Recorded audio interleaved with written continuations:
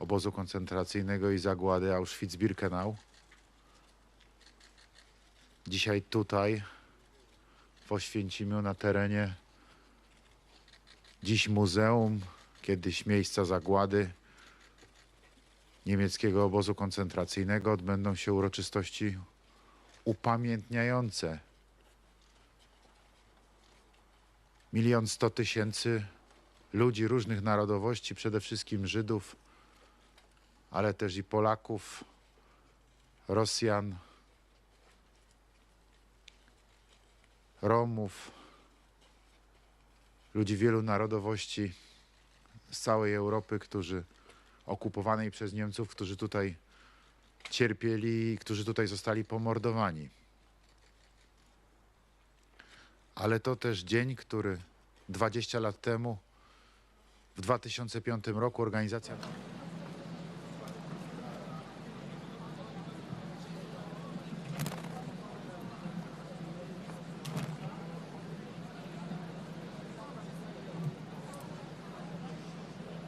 obozy zagłady, takie właśnie jak Auschwitz-Birkenau,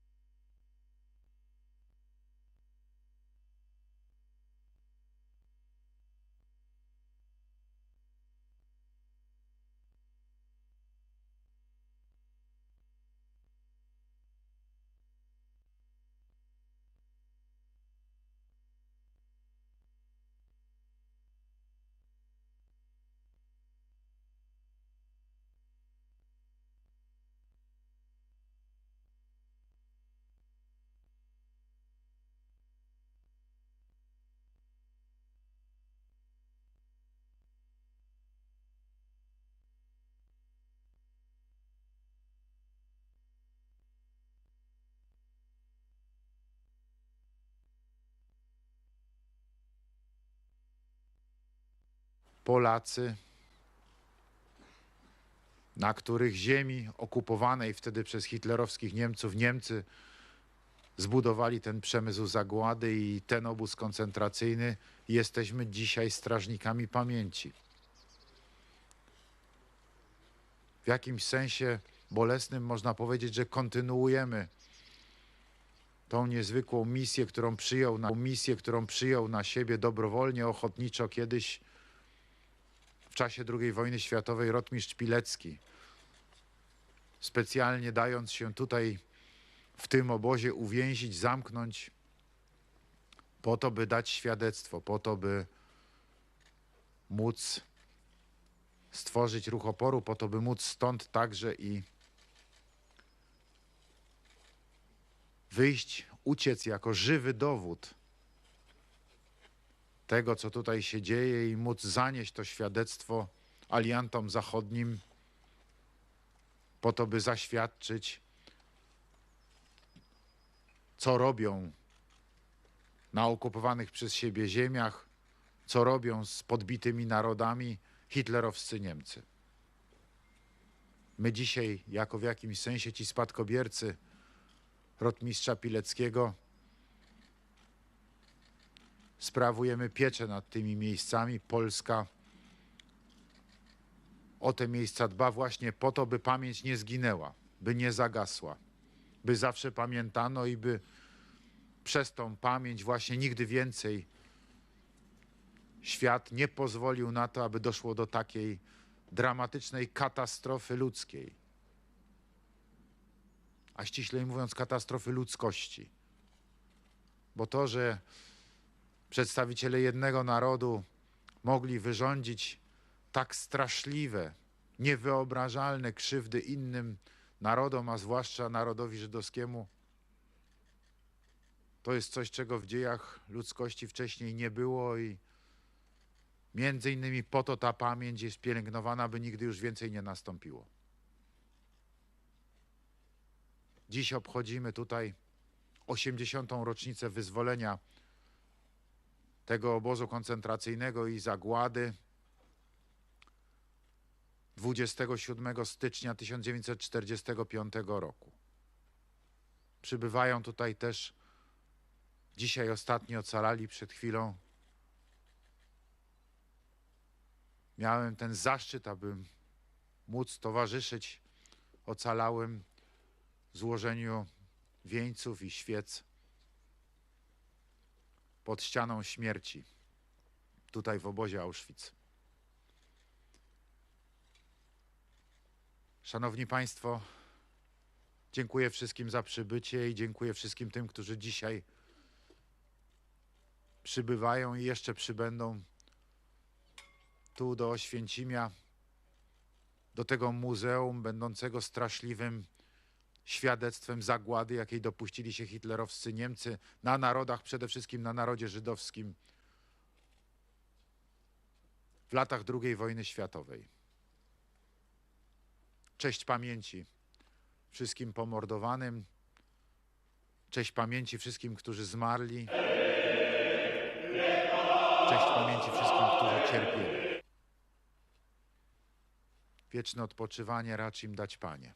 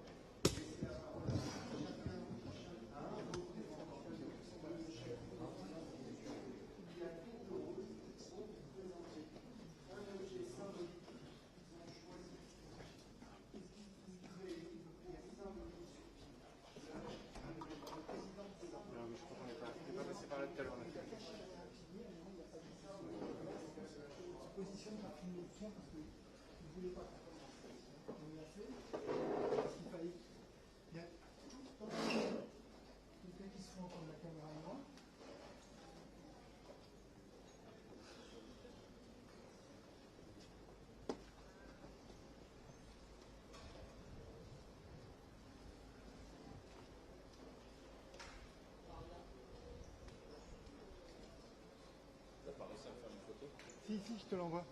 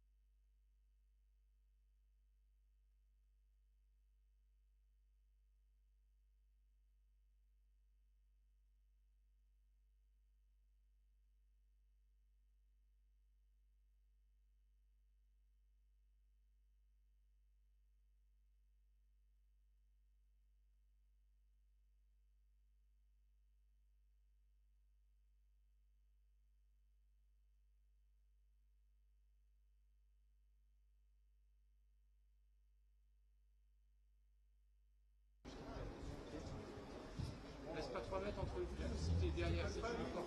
Non mais attends, je déconne pas, c'est un endroit serré.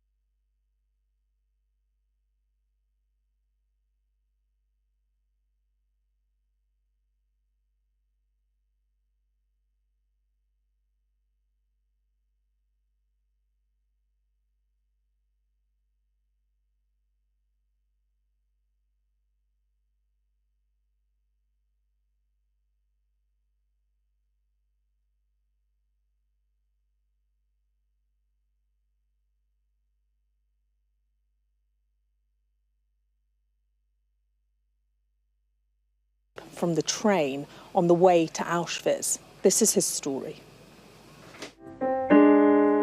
Simon wasn't meant to survive. As a child, Nazis sent him to die. He remembers the day evil came to his door and took him, his mother and sister away. The doorbell rang and all three of us froze. The front door opened and two men entered shouting, "Gestapo, papers." My mother got up, as white as a sheet, and handed over her ID card, her passport. The Nazi took a look at it and appeared satisfied. Yes, this is the Granovsky family. You have been denounced. Simon was just 11 when he was arrested with his mother Shanna and sister Ita in Belgium. Their crime, being Jewish. Their punishment, execution at Auschwitz concentration camp in Poland. They'd been packed with more than 1,000 others on a Nazi death train heading towards this hell, when a resistance attack gave Simon a chance to escape. I jumped from the train and I heard the soldiers running in my direction, firing gunshots and shouting. I jumped from the train because I obeyed my mother. If she had told me to stay with her, then I'd never have left her side. And I would have died with her in the gas chamber. In the chaos, Simon says he fled into the woods and kept running until a local family gave him refuge. 3 days later, his mother was dead. She and Simon's sister were among more than 1 million people murdered at Auschwitz. Practiced and precise extermination, many starved, shot, gassed, or worked to death. All over the world, Auschwitz has become a symbol of terror, genocide, and the Holocaust, the darkest acts of humanity that should never be repeated. As survivors prepare to return here for the 80th anniversary of the camp's liberation, Simon's making his own pilgrimage to Auschwitz, to the place he calls the Factory of Death, where his sister and mother now rest. A place where he tells young people about the crimes of the past to prevent a repeat in the present. I want to inform the young people of the barbarity of yesterday for defend our democracy of today. Simon, a witness to the greatest crime in history, issuing a warning in divided times. Auschwitz is a lasting reminder of humanity at its most inhumane. Siobhan Robbins, Sky News, Auschwitz. Someone else who of the Commonwealth, Sir Ephraim Nervis, and he joins us now from Poland.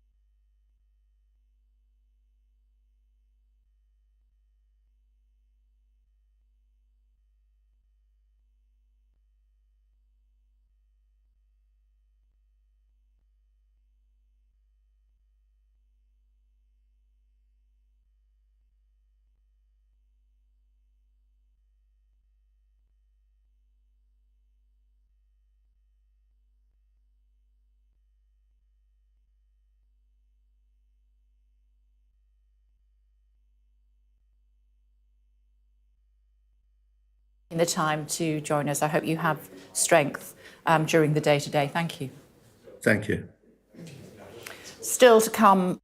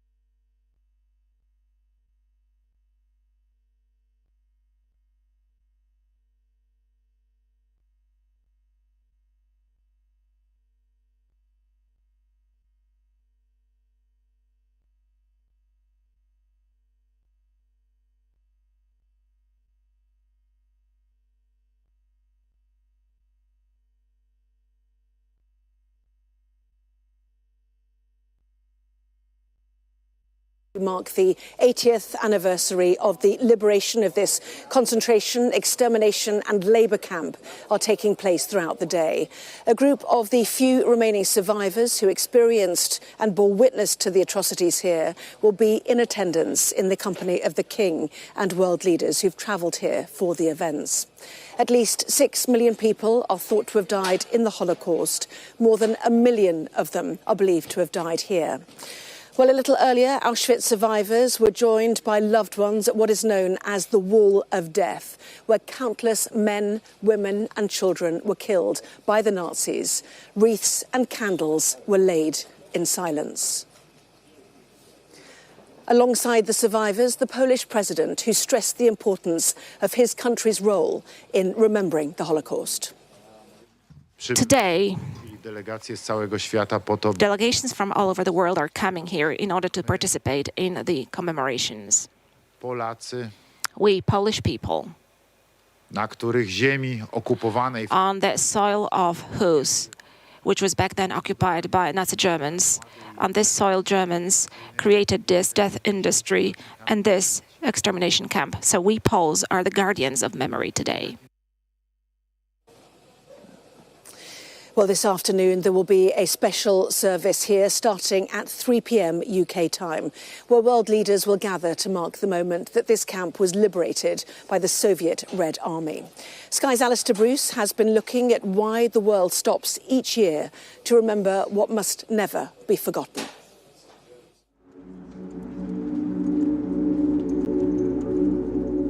"80 years ago, the gates of Auschwitz, marked by the haunting phrase, Arbeit macht frei, work sets you free, were opened. Auschwitz was liberated by the Soviet Red Army, and the world was forced to confront the horrors of Nazi Germany.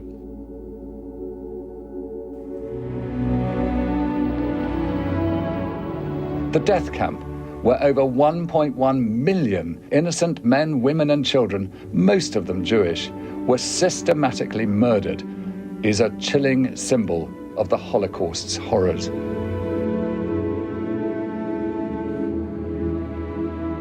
Black and white images show faces staring blankly, families torn apart, and the chilling remnants of lives stolen. Piles of shoes, suitcases, and spectacles left behind, stripped of their possessions, head shaven, tattooed with identification numbers. At the center of Auschwitz's killing operations were the gas chambers, where thousands were murdered daily. Those not immediately killed were forced into slave labor, working in factories, quarries, and construction sites under brutal conditions.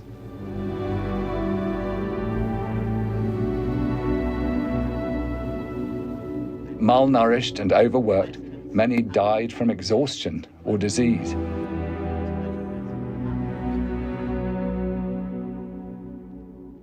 Of the 200,000 children deported to Auschwitz, fewer than 700 survived to see liberation.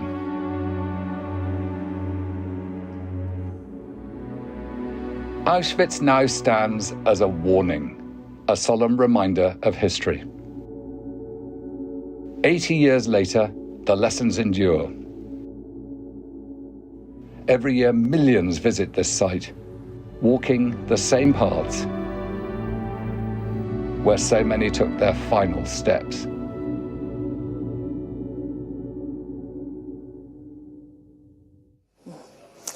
The famous gates there of Auschwitz-Birkenau. Well, our correspondent Siobhan Robbins is here at Auschwitz too, preparing for those world leaders to arrive. And, you know, we know the reason they come, the scale of the death here, the brutality, the torture, the starvation, the medical experiments, all reasons to come each year, but particularly on this 80th year since liberation, to remember those who died.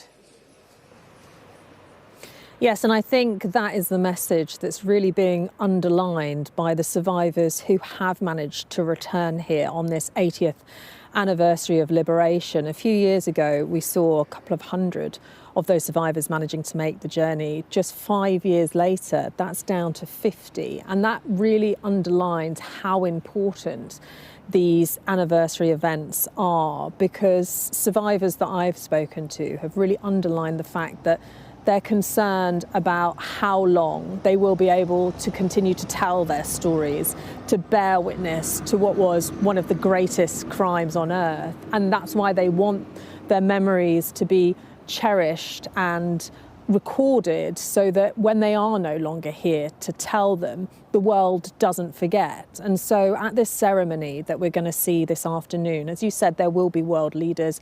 King Charles, for example, the first British monarch to visit Auschwitz, he'll be among the delegations, Emmanuel Macron as well for France. But the focus really will be on those survivors, allowing them time to remember the past, their stories of what happened, but also to look forward to the future and underline the warning, as you said, that we must never forget what happened here. Siobhan, thank you. Well, Eva Clark's mother was pregnant with her in Auschwitz at a time when being pregnant would have meant certain death. Eva and her mother were the only survivors of their family, 15 members of whom were killed at Auschwitz, including her father. Well, I met Eva and heard her story. Eva Clark, thank you so much for joining us.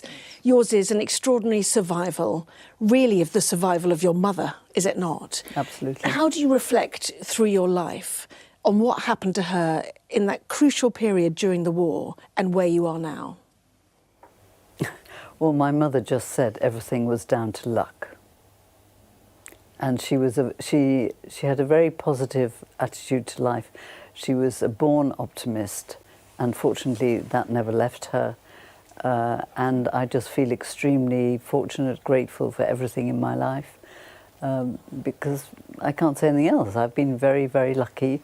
And she always said that her whole survival depended on luck, nothing else. Well, take us back to 1940 then. It's when your parents married. But what happened to them soon after? They got married in May, on the 15th of May 1940, which was already under Nazi occupation of Czechoslovakia. And then they were amongst the first transports to be sent to this place called Theresienstadt or Terezin, which had been a former Czech garrison town, but you know, the Germans then turned this place into a ghetto and a concentration camp. And my parents were sent there amongst the first transports to help sort of set it up. I mean, they didn't have any option, and then they didn't know this, but they were to remain in Terezin for 3 years, which was a remarkably long, very unusually long period of time. And the main reason for that was that they were both young, strong, and well able to work. Men and women were normally separated. Did that happen there? And if so, how did she become pregnant? That's a very good question. My mother discovered that she was actually pregnant in 1943. And when I was a sort of curious teenager, I said to her, "How come?" And she replied in a very clever way. She said, well, she said, "It was very, very dangerous. But your father and I got together secretly, as and when we could, and to hell with the consequences." End of story. But it was not the end of the story, and it had very, very serious consequences. Because to become pregnant in a concentration camp was considered by the Nazis to be a crime punishable by death. So your mother was moved, wasn't she, from this camp north of Prague to Auschwitz? Yes. Because your father was being sent and she chose to follow him. Now, why was that? Yes, my mother volunteered to follow my father because she had no idea what Auschwitz was. They'd heard bizarre rumours, but they were just bizarre rumours. They didn't believe them. And she thought, you know, as they had survived 3 years up to that point, she thought, well, nothing could get any worse. Little did she know. But she thought nothing could get any worse. They would survive. But in fact, she never, ever saw him again. And your mother, when she arrived at Auschwitz, what were her first impressions of that moment? What were her senses telling her? They arrive and they had to go through a selection straight away. And my mother was, and selection always meant life or death. And my mother got through a selection because she was still strong enough for work. They then had all their hair shaved. They then were given that sort of striped uniform and a pair of shoes, if they were lucky. And then they were tattooed with a number on their arms. And after that, they were sent into huts. And when my mother and her friends arrived in a hut like this, they were so frightened and so bewildered, they just couldn't work out what this place was. And they said to the women there, what goes on here? What happens here? When will we see our families again? And the women actually laughed at them because they couldn't understand that anybody arriving in Auschwitz would have no idea what went on there. And they said, well, we'll all go up in smoke and you never see your families again. And in that instant, they knew what went on there. And the smoke and the chimneys, you know, that struck her too, didn't it? The smoke, the chimneys, the smell. What was the smell? My mother said the smell was indescribable. She said it was a mixture of sweet and sour. And I know another survivor, and she arrived in Auschwitz with her own mother. And this lady said to her mother, it's an awful thing to say, why are they roasting meat here? But my mother said it was definitely sweet and sour. It was a stench, and it was something she would never forget. And thank goodness she never smelt again. And she'd been questioned too by Joseph Mengele, hadn't she? Yeah, she'd been at a selection, and where he was sort of presiding. Anyway, so she and these other women, they were sent out of Auschwitz. They were sent to a slave labour camp, to an armaments factory in a place called Freiburg in Saxony, near Dresden, where she was to remain for 6 months. And she was, during those 6 months, she was becoming progressively more and more starved and more obviously pregnant, which was very, very dangerous for her.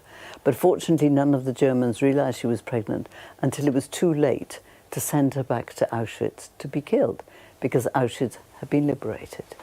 We do know of cases of women who were pregnant and who were sent back before it was liberated, and Mengele took the most unspeakable revenge on them because he felt they'd got away with it.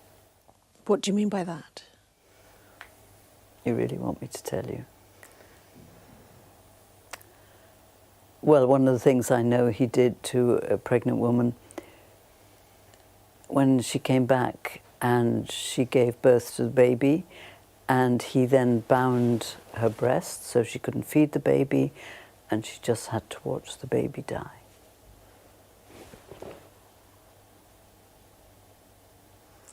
So, again, your mother worked, heavily pregnant, yes, and ended up then moving again, 17 days on a coal wagon, no food, no water. How did she survive that long journey, 17 days, to move to another concentration camp? You tell me. She doesn't know either. She did get one drink during the course of this 17-day nightmare of a journey. At one point, the train was stopped, the doors are opened, the dead bodies thrown out, and a farmer walked by, and he saw my mother. And he had such a shock. My mother described herself as looking like a scarcely living pregnant skeleton. She weighed 5 stone, 35 kilograms, and she was 9 months pregnant. And this farmer brought her a glass of milk, but there was a Nazi officer standing near her, and he had a whip. And he raised his whip to shoulder height as if to beat my mother if she accepted the glass of milk. But he didn't. He didn't say anything. He lowered his arm and he let her have the glass of milk. She maintained that saved her life. Who knows? Perhaps it did. And the train went on. And she started to give birth to me on that coal wagon. She had to climb off the coal wagon unaided. She thought she was about to die. But we both survived the experience. So your starved mother, 17 days of starving in a cold wagon, having been starved for 3.5 years now. How did she keep herself and you alive at this point? There is no rational explanation. Gynecologists have wondered about it ever since. But she obviously was a very strong woman. On the 28th of April 1945, the Nazis had run out of gas for the gas chamber. Well, my birthday is the 29th. So presumably, had the train arrived on the 26th or 27th, again, I wouldn't be talking to you today. On the 5th of May, the American Army liberated the camp. My mother reckons she wouldn't have lasted much longer. They think I weighed 3 pounds. A 3-pound baby nowadays is put straight into an incubator. There were no incubators, but I always say perhaps I had the best incubator. My mother just held me all the time. And she was able to feed me, which is a miracle. And when your mother was strong enough, what did she do then, and how did you end up in the UK? We arrived back in Prague, and my mother said that was the worst moment of her 3.5 years incarceration in camps, because up to that moment she'd never allowed herself to think as to what had probably happened to all the rest of the family. She just never let herself think about it. But you know, arriving at your home station, you wonder if there might be anybody there to meet you, and of course there wasn't. But nevertheless, she still had a vestige of optimism at the back of her mind, and she thought that if any other member of the family had survived, there was a chance that it could be one of her cousins. And indeed, that lady had. And my mother just asked for some money to go on the tram. We arrived at my aunt's flat. She was there. I said to my mother a few years ago, you know, what would have happened if she hadn't been there? I didn't entertain that. We actually stayed for 3 years. Wow. And that was fantastic, because we had our own family support group. It was a tiny family, because we were almost the only survivors from what had been a very large, extended family. So do you know how many were lost? Of our closest family, 15. My 3 grandparents, my mother's 2 sisters, my mother's 8-year-old nephew, and various other members of the family. So 3 years later, she was able to consider a new life and a new marriage. And that's when she met and married my stepfather. My stepfather was also Czech and also Jewish, but he'd escaped to the UK in '39. He joined the RAF. He was too old to be trained as a pilot, but because he spoke languages, he was made an official interpreter. And after the war, he came back to Prague to pick up the pieces of his family, most of whom had also been killed in Auschwitz. And he met my mother, whom he had known as a family friend before the war. And they decided to get married, and they decided to leave, because this was 1948, and that is when the communists took over, and they did not want to live under a communist regime. And so we came to this country, and although we came legally, I like to stress, we might have come as refugees, we might have come as asylum seekers, we might have come as migrants. We arrived in this country, and my stepfather got a job quite quickly in South Wales. I think the uniform probably helped, and as a result, I grew up in Cardiff. So what do you say now? I know you spent more than the last 20 years, you know, talking to people about this, spreading the message. What are the lessons that you want to be learnt from this story? Nobody can identify with 6 million. Everybody can identify with one family. And so I tell my mother's story to try to make the history come alive. And because everybody likes a story, and everybody wants to know what happens next, you know, and you have to confess it's a good story. And the main message is to treat everybody with respect, to not be a bystander, to stand up for people's rights, and also I'd like to stress to try to think of people as individuals, not en masse, because there is such a thing as a mob mentality, and people do change and do act quite differently under those circumstances. So I know it sounds a bit sort of wishy-washy, I suppose. I can't be more specific, but you just want to try to make young people think and try to be critical of what is happening, what does happen, and try to stand up for people's rights.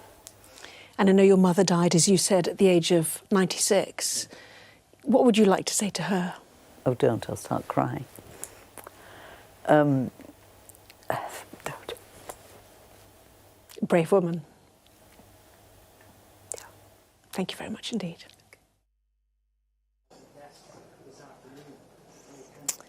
And it is very emotional and very distressing, just to warn you, to hear survivors and what they say.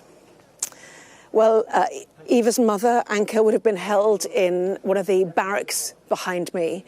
As you can see, there are rows and rows of them here at Auschwitz-Birkenau. This is Auschwitz II, set up a little bit later than the main camp. You saw the pictures earlier with the famous gates, Arbeit macht frei. But this The entrance to Birkenau is the big railway track going through the gates, which were set up deliberately. This is where extermination really took place, and it was in the early part of 1942 that this was built in order to deal with, as Hitler called it, the Jewish problem. The beginning, really, of trying to exterminate as many Jews as possible. And the ones that ended up here, they were allowed to survive only briefly, months probably, because of starvation. Certainly, Eva Clark's mother described having an oily black liquid in the morning. She called it coffee. Others have described it as tea. It was clearly quite tasteless. And then later in the evening, she would be given another liquid and would talk about delving into the bottom of it and getting a single potato peeling being a good day. In these huts built for 700, 1,200 would be sleeping on slatted bunks.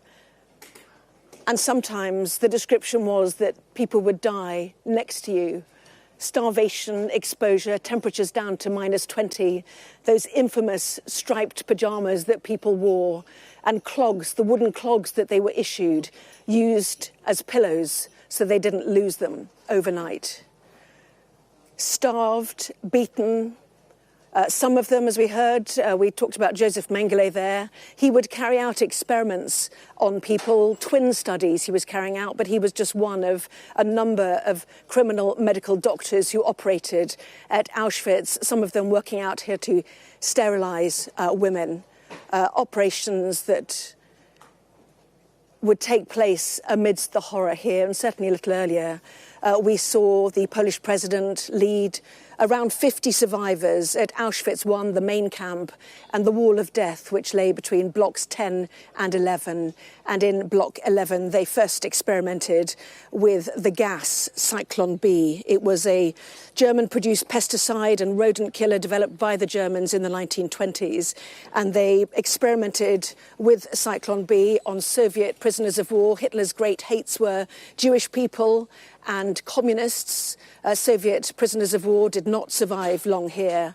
And they expressed relief, the camp commander, Rudolf Höss, that they had managed to find a solution to how to kill people. So Zyklon B then dropped from above into the gas chambers. People told to take off their clothes. They were taken to Canada. Canada named for the rich resources of the country, where the coats were collected, the shoes were collected, the possessions that were sewn into coats were collected to be reused. And then once the gas chamber was reopened, a pole was put in the mouths of people and they would remove the gold from their teeth to be used elsewhere. Arbeit macht frei there, that is the gates of Auschwitz Camp 1. We are at Auschwitz Camp 2, Birkenau, where most of the killing of the 1.1 million people who died here took place. Well, about an hour away from Auschwitz is the city of Krakow, home to Europe's biggest Jewish population before the war. After the war, 90% of Jews in the city had been killed. Well, in 2008, the then Prince Charles helped open a Jewish community centre, which has supported a resurgence in Jewish life. In the corner of a cemetery at a synagogue in Krakow's historic Jewish quarter, prayers unthinkable under Nazi occupation. The idea that where we're sitting right now, 80 years ago, was the worst place on earth to be Jewish, and 80 years later, the center is the hub of a growing, thriving community, and we feel very safe here today as Jews. It was the efforts of the then Prince Charles which led to the opening of the city's Jewish community centre. He'd met survivors then, including 89-year-old Zosia Radzikowska. Her mother had acquired forged papers. They lived as Christians, moving from village to village. And did you find out what actually happened to your father? Just after the war, when these people came and talked to my mother. He wasn't lucky enough to be on Schindler's list, so we went sent to Auschwitz. For Zosia and others, the community centre marks a resurgence in Jewish life. but scars run very deep. Jews of Poland are a very traumatized community. So this is the world we exist in here in Poland. Jewish memory is inextricably linked to that trauma, to those horrors. We have to learn from it. We have to think about those, darkest places humanity can go and learn our lessons from it. The last remnant of Krakow's ghetto. Segregation, which led to the death camps. The long shadow of an unspeakable crime, a people once again at liberty to sing freely. Anna Botting, Sky News, Krakow. Yes, and of those who died in the Holocaust, worth remembering that 3 million of them were Jews based in Poland.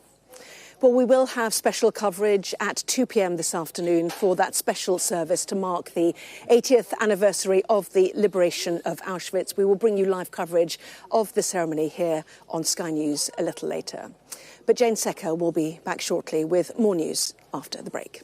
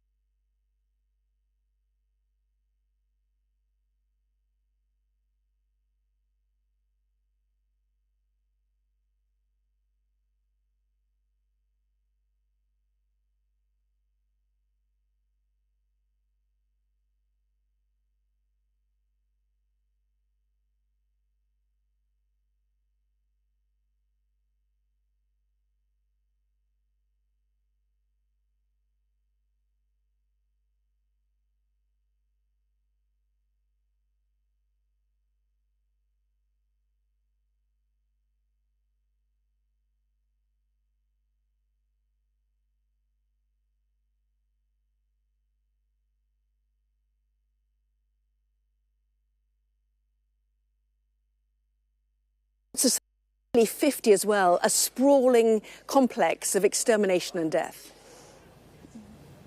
Yes, this was the Nazis at their most brutally efficient when it came to the extermination of Jews, but also Poles, Roma and Sinti. Now, I'm outside Auschwitz main camp, Auschwitz I. This was a former barracks that was the beginning of the Auschwitz concentration camp complex. And it was here earlier today that we saw 50 survivors returning to remember those that they lost, laying candles and flowers. But as you say, this is just one small part of this horrendous complex. As the killing machine here was stepped up, the complex was expanded to that sprawling mass of the Birkenau camp where you are.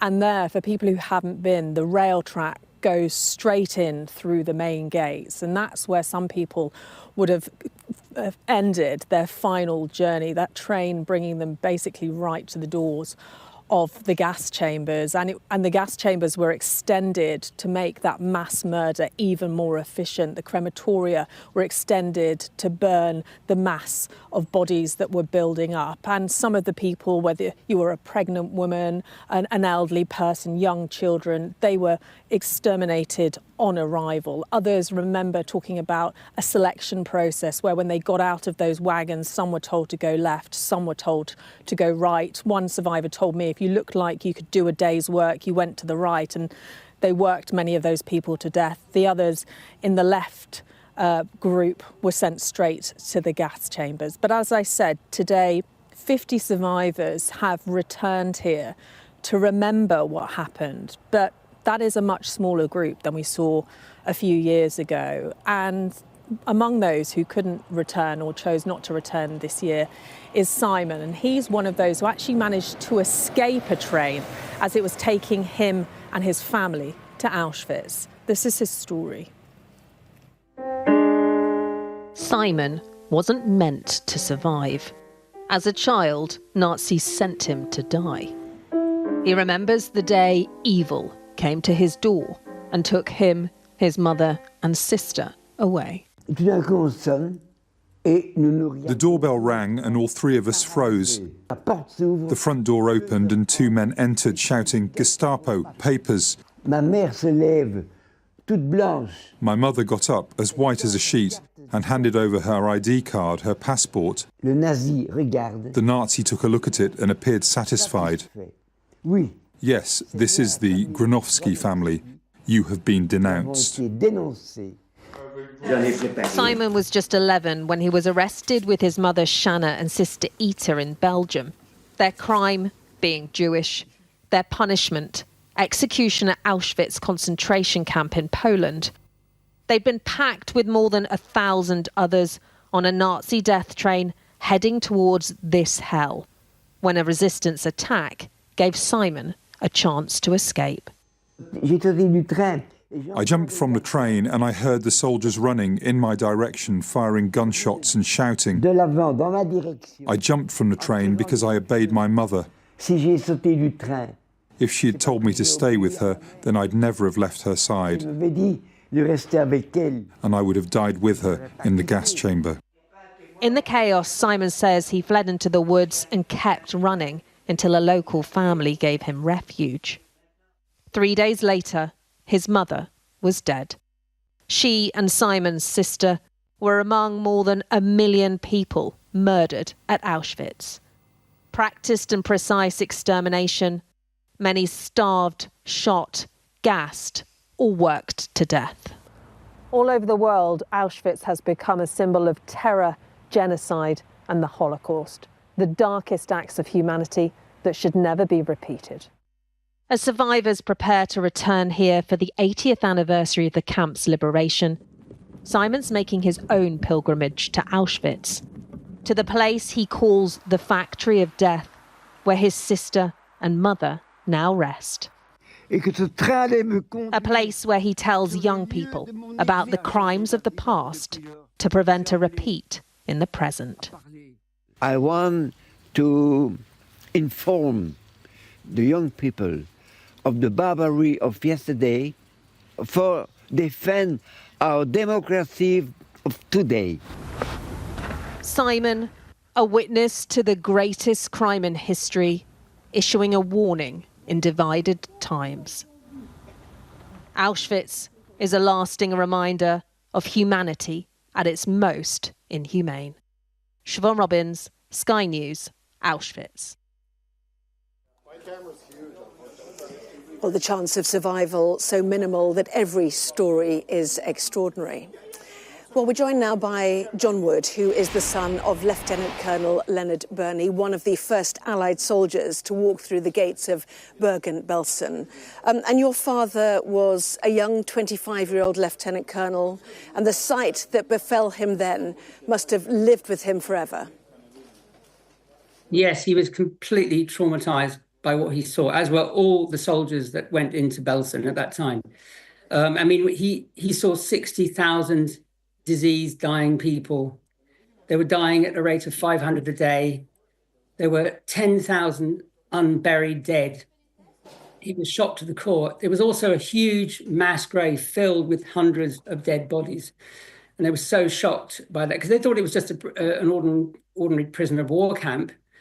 And that's what they found. And he was chosen. They were all advancing towards Berlin to end the war, but because he was a good leader, he was chosen to stay at Belsen while the rest of the army go on towards Berlin to see what he can do to save as many lives as possible and to run the place, basically. So that's what happened. And he was extremely traumatized by it. I mean, he didn't talk about it at all. It was like a taboo subject in our home for years. But then eventually he started to talk about it when he saw that people were denying the Holocaust happened. That really annoyed him. And he started to speak up, appear in documentaries, give talks about it. He told me all about it. And he wrote a book that was his personal account of the whole liberation. And so now I'm carrying the mantle. I am now telling history, keeping history alive. I'm a speaker for a wonderful Holocaust education charity called Generation to Generation. And we keep Holocaust survivor stories alive. In my case, it's a liberator, but we feel it's really important for the sake of the millions that died and in the hope that telling their stories will help prevent another Holocaust. Well, I remember as a child when the pictures from Belsen had been colorised and my father showed me those images of starving, emaciated people. We know some of them had come from Auschwitz. The death marches started about mid-January. You know, if you think about today, the 27th of January being when the Soviets finally arrived here. One man who didn't make it all the way to a place like Belsen weighed just 23 kilograms. And he was at the back of the line, which we know that SS guards were shooting people who didn't make it through, and two other prisoners picked him up and put him on a pile of dead bodies. So the guards walked past him and he managed to crawl into one of the camp huts behind me here at Auschwitz. 23 kilograms, though. It shows the weight of the people that your father would have found. And yet there was one more selection, wasn't there? So many people, so emaciated that doctors had to choose who to pick up and put on a stretcher and take to hospital for care. You know, so many people in such a terrible condition. That was so harrowing. It was 100 medical students from 9 London teaching hospitals were chosen to come in and volunteer to help do that. And they had to decide which ones to leave to die and which ones were worth saving. It was so traumatic for them on top of everything else. And I just think it's so important that we keep these memories alive so that we know how low mankind can go, what man can do to man. And it's so important for the sake of those who died and to prevent it from happening again. But another thing I'd like to say, if I may, is the importance of human rights education. I mean, the Universal Declaration of Human Rights was drawn up as a direct result of the Holocaust because here is the Universal Declaration of Human Rights. I happen to have it here. And the importance of it is that we know what our human rights are so that if we see any of them being violated whatsoever, we can immediately speak up. But the trouble is, human rights is still not a mandatory subject in the British Isles. I don't really understand that. I mean, I believe that children should know their human rights like their times tables, and it's completely inadequate here. And I mean, on the United Nations website, it clearly states human rights education helps protect all societies from the mindset that produced the Nazi Holocaust. And yet we don't teach our children our human rights. That really needs to change. I know your father also gave evidence at the trial of the camp commander, the commandant of Bergen-Belsen.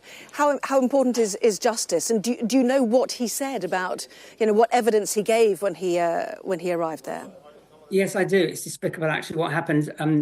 Joseph Kramer, who was the commandant of the camp, he said in the trial that he had no food. The reason everybody was starving, 60,000 people with no food, was that there was no food to give them. But the German training barracks were just a few miles up the road from the camp. And when he was scouting around the area to see what food he could find, he found these barracks and they were absolutely full of food. And there was a bakery that was even capable of producing 60,000 loaves a day, or a very high figure. So there was plenty of food. Everybody could have been fed. But his defense in the trial, which was the first war crimes trials of the World War II, by the way, was that there was no food to give the inmates. So 11 of the defendants were hanged, including Kramer and 10 others. Well, that's well-deserved, I feel. We know that aerial photographs were taken of this site by Allied aircraft in August 1944. How they were analysed, we're not sure. But how much pre-warning did your father have that atrocities were taking place? Did they hear anything about what they might find if they came across these concentration camps? No, he had no knowledge whatsoever. I mean, the British Army may have done, but he personally had. Everyone was completely shocked. As I said, they thought it was just a prisoner of war camp. They'd seen quite a few of those along their way from Normandy on their way to Berlin. But there was no knowledge whatsoever. So they were completely unprepared. Of course, suddenly they had to find a way of feeding 60,000 people and provide medical help, an emergency on a scale unimaginable. And the very sad story is, of course, they gave food which was far too rich to the inmates, and 2,000 of them were actually killed by the wrong type of food. They should have been fed with a very weak broth, but I'm trying to help them. They were fed with a broth, but a thick stew. But what I understand from that is that so much medical knowledge was learned from this, so to help in future situations where there's extreme malnourishment to survivors of similar situations. So some good came out of it. Yes, and what an awful lesson to learn, and an awful experience for your father and the soldiers who were with him. John Wood, we really appreciate your time. Thank you very much indeed. Thank you. Thank you for having me. Well, Susan Pollack was just a young girl when she was deported from Hungary and sent to Auschwitz-Birkenau. Now, at 94 years old, Susan sat down and shared her story with my colleague Sarah Jane Mee. I couldn't walk. I could hardly talk. And I crawled out to die because, there were just mountains of corpses in Bergen-Belsen, mountains. And I felt a pair of hands lifting me up, a gentle pair of hands lifting me up. And he was a British soldier. He didn't explain anything about, because I wouldn't have understood anything anyway. They took me in that waiting sort of little lorry or whatever, and they washed me. I remember that quite clearly. Washed me and provided a bit of food. I was liberated. I couldn't believe it. I could not believe it, because discussion, and it was obsolete. No one knew anything. No one expected to survive. We welcomed it. We would have welcomed it. Yes, the Soviets found the emaciated bodies of some 7,000 survivors here at Auschwitz on Liberation Day 80 years ago. Well, you can see the full interview with Susan Pollack on the UK Tonight with Sarah Jane Mee at 8 p.m. Plenty more from here a little bit later, and more news too with Jane Secker after this break.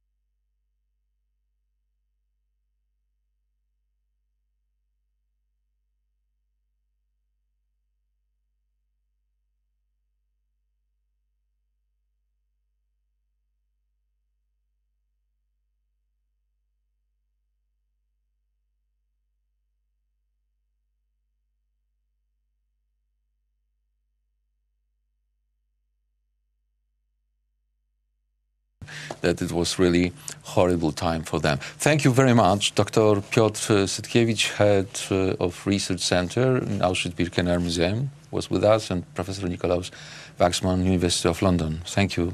Thank you so much. Thank you. And now I would like to invite you to watch the short documentary about Antoni Czortek.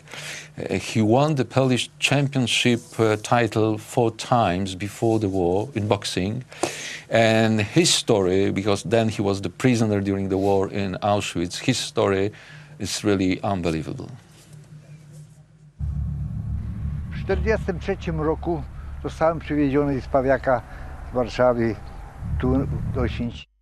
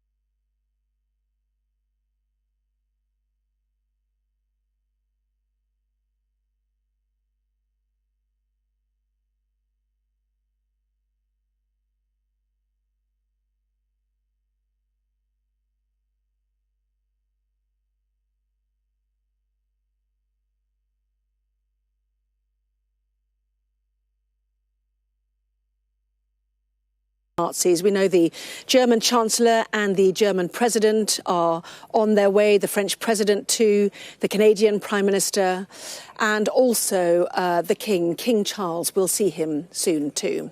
Back with more after the break.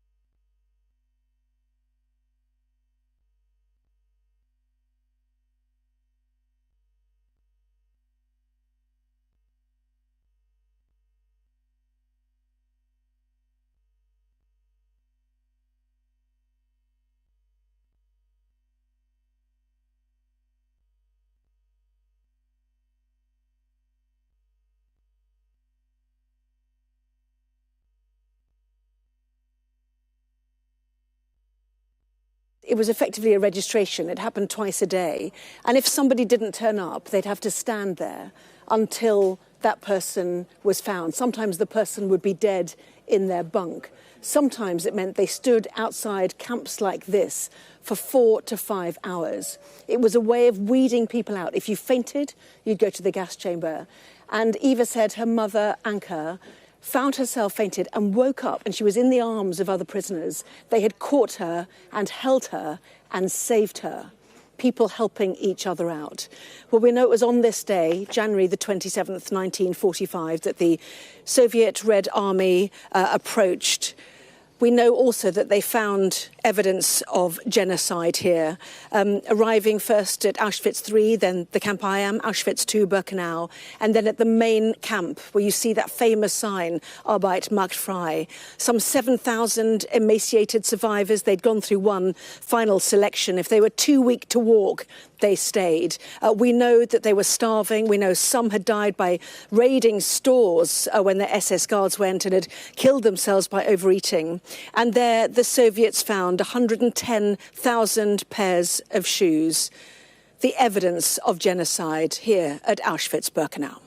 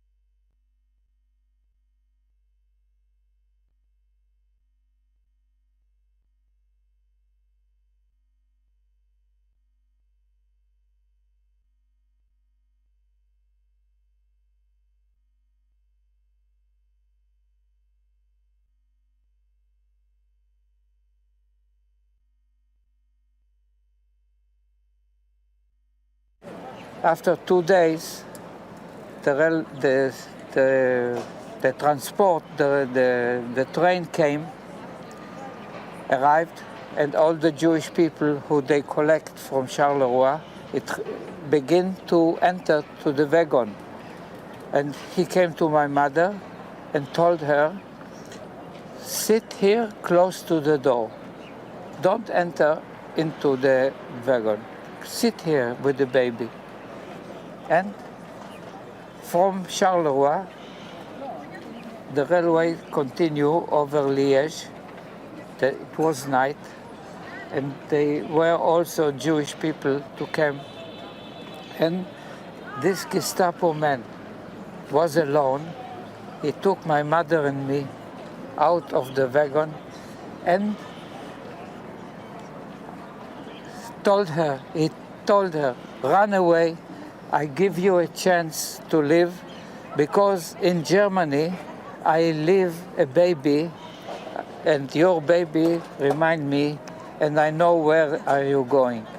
Where was the train going? Going over Auschwitz. Because from this train, other people that my parents were neighbors there in Charleroi, nobody came back.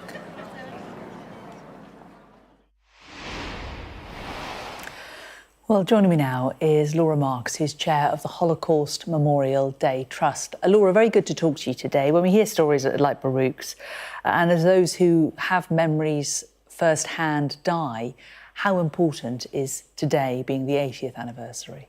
Well, thank you for having me on today. And as you say, it's a very important day. The 27th of January is the day 80 years ago now that Auschwitz was liberated, and it's wonderful to see the King there, because what he's doing is he's emphasising in a way that this is an issue that affects us all. Commemoration of the awful thing that was the Holocaust, the murder of 6 million Jewish men, women and children by the Nazis. That was something that affects us all, because it's what happens when humanity is lost and when hatred simply gets out of hand. And so today, on Holocaust Memorial Day, we remember, we think about the people who were murdered in the Holocaust, the other victims of the Nazis, and we all come together in commemorations all around the world, actually, but particularly here in the UK, which are run by the Holocaust Memorial Day Trust. And it's just wonderful to see our patron, the King, in Auschwitz with the survivors, some British survivors there as well, and encouraging us all to remember that this is a national requirement that we think about the past. How many survivors are there left in the UK, do you know? Well, it's a good question. We don't know exactly, because they don't all get involved in Holocaust commemoration. But this afternoon at the national ceremony, where we've got the Prince of Wales coming, the Prime Minister coming, I think there's about best part of 100, which is remarkable. I think we'll have the biggest gathering of Holocaust survivors left. We'll also have survivors from other genocides, because this year is 30 years since the genocide in Bosnia. So genocide sadly didn't end in 1945. People continue to hate each other for who they are, for their identity. And that's our message, really. We're looking to remember the past so that we can have a better future. And all of those survivors, with dignitaries and with musicians, we'll all be thinking about how we make the future better, what we can do. And it's going out on TV at 7 o'clock, and at 8 o'clock, we're asking the whole nation, around the country, buildings will light up. Cardiff Castle, Edinburgh Castle, the Houses of Parliament, they'll all light up in purple. We're asking people to put a candle in their windows at 8 o'clock for a national moment and just reflect and think about all the people who've been murdered for who they are, where it starts, which is with hateful speech, and what we as individuals and as communities can do to make the world a better place. And we can all do something, you know, whether it's reaching out to our neighbours, getting to know someone who's different from ourselves. There's something we can all do to make the world better and safer. A large part of what Holocaust organisations do is educate the young.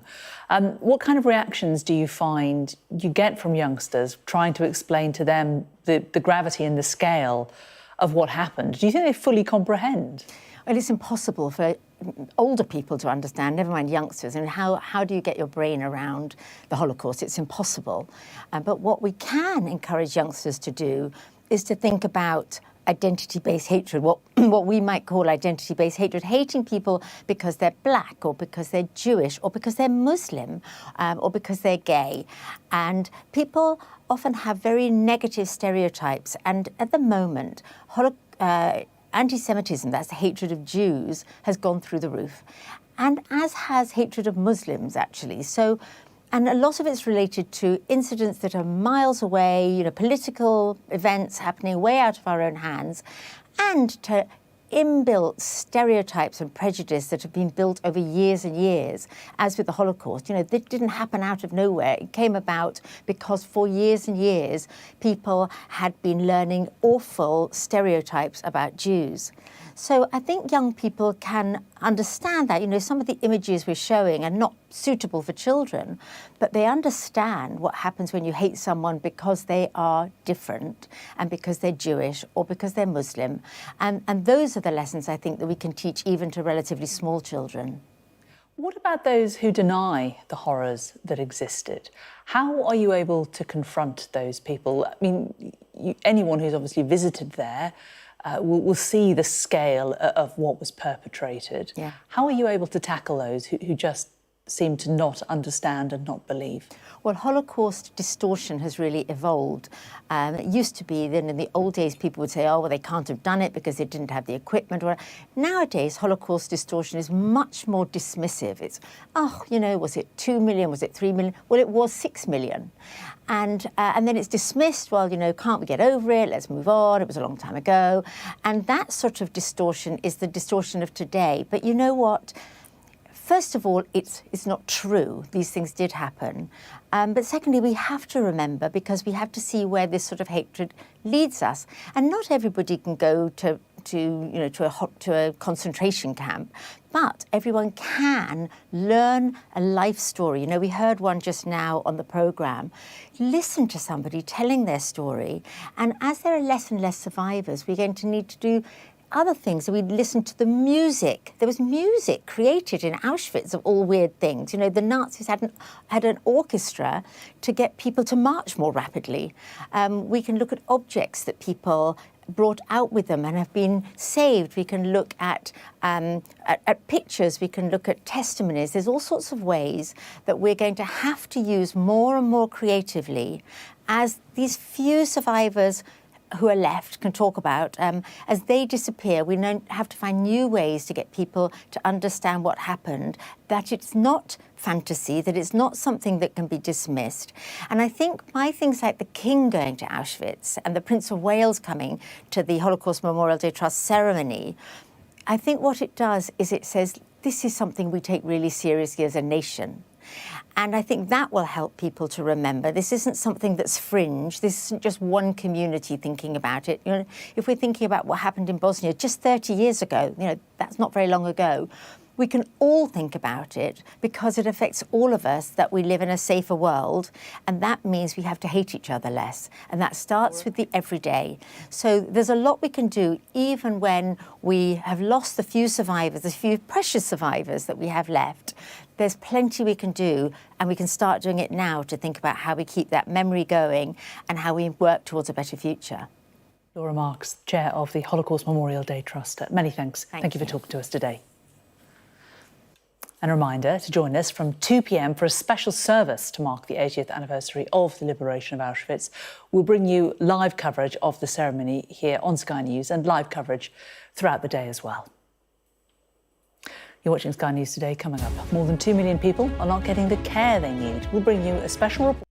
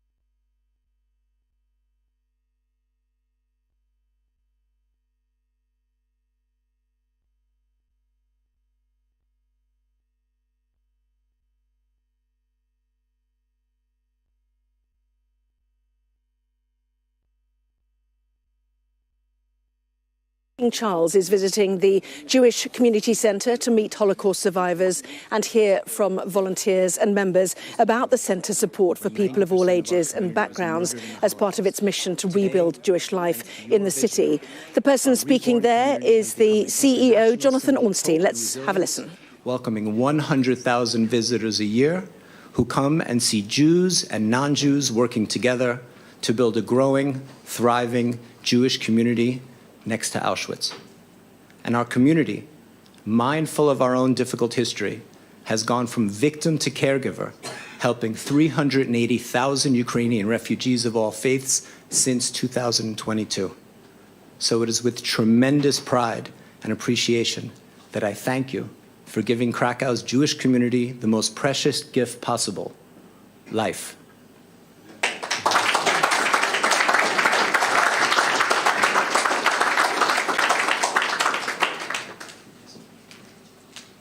Ladies and gentlemen, to be in Poland on International Holocaust Remembrance Day, as we commemorate 80 years since the liberation of Auschwitz, is both a somber and indeed a sacred moment. It is a moment when we recall the 6 million Jews, old and young, who were systematically murdered, together with Sinti, Roma, disabled people, members of the LGBT community, political prisoners, and so many others upon whom the Nazis inflicted their violence and hatred. It is a moment when we recall the depths to which humanity can sink when evil is allowed to flourish, ignored for too long by the world. And it is a moment when we recall the powerful testimonies of survivors such as Lily Ebert, who so sadly passed away in October, and who collectively taught us to cherish our freedom, to challenge prejudice, and never to be a bystander in the face of violence and hate. And in a world that remains full of turmoil and strife, and has witnessed the dangerous re-emergence of anti-Semitism, there can be no more important message, especially as the United Kingdom holds the presidency of the International Holocaust Remembrance Alliance.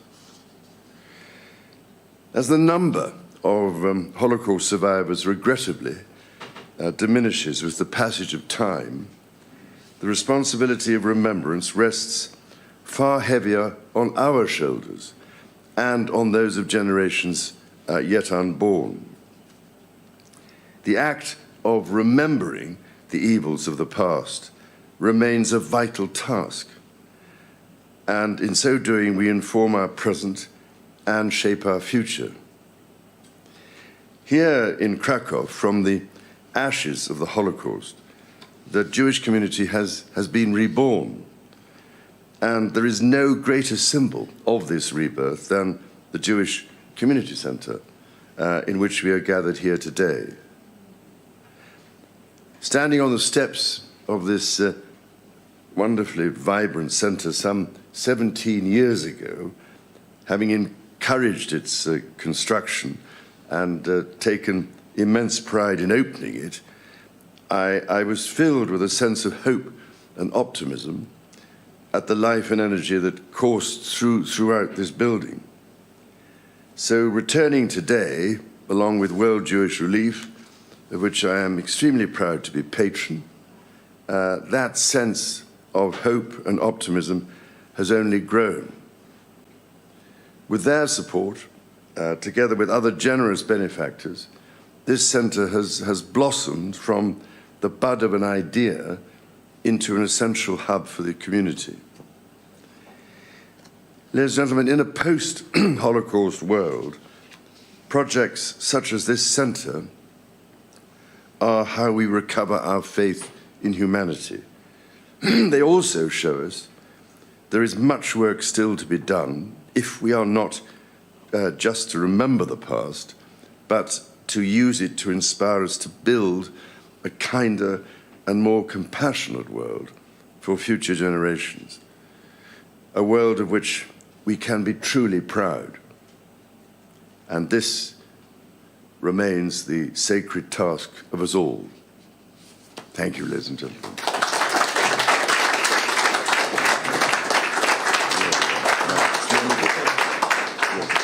I invite you to unveil the plaque commemorating.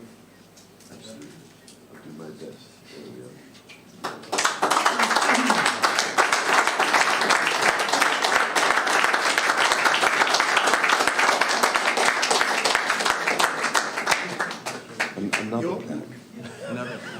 Your Majesty, I know that I speak on behalf of all of us when I say that your words and your actions move us extraordinarily deeply, and your strength and your leadership in knowing what is right and following through what is right will be remembered and appreciated by not just those who survived the Holocaust, but by the Jewish community and indeed by the nation, the Commonwealth, and by humanity.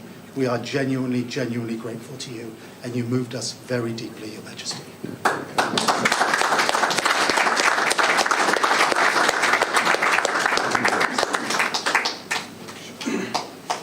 You've all been gathered here for hours.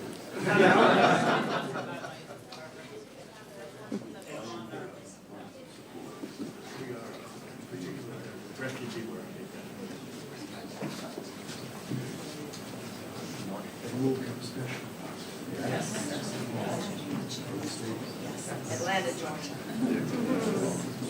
New York City.